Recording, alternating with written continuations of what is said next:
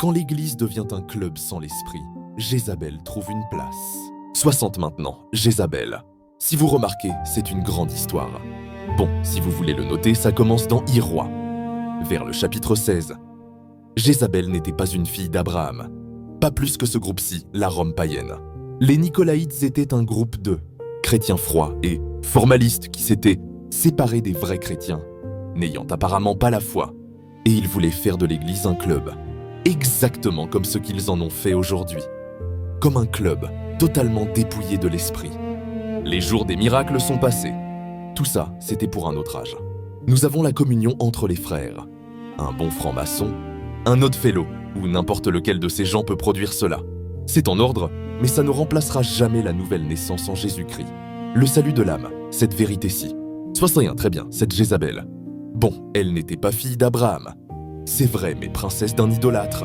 À une époque où la famille royale, sa famille royale, était célèbre pour sa cruelle et sauvage fidélité aux Baals. Son père était un prêtre de l'idole, d'Astéarte. Je ne sais pas comment on prononce cela. C'est dans les récits historiques que j'ai trouvé ça. Achab a utilisé la même stratégie que Constantin. Cette grande nation puissante était voisine d'Israël. Ainsi donc, 62, qu'avons-nous vu au sujet de Constantin hier soir? Il ne s'était pas converti. Il était un politicien. Qu'est-ce qu'il cherchait à faire? Il a pris les chrétiens quand ils lui ont dit qu'ils allaient qu'à prier. Et là, souvenez-vous, nous parlons des Nicolaïtes. Leur a dit que s'ils priaient et qu'ils gagnaient la bataille, alors il deviendrait un chrétien. Il a eu un songe. Il a peint des croix blanches sur ses boucliers, ce soir-là. C'est là que les chevaliers de Colomb ont vu le jour, exactement à ce moment-là. C'est donc là qu'ils ont pris position. Mais il n'a jamais rien fait qu'un chrétien ferait. Sur l'une des églises nicolaïtes appelée Sainte-Sophie, il a placé une croix.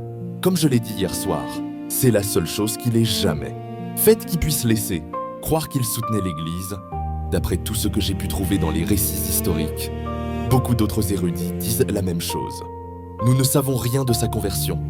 Mais quelle était la direction qu'il avait prise? Ce qu'il voulait faire, c'est qu'à ce moment-là, il avait observé la majorité des habitants de Rome.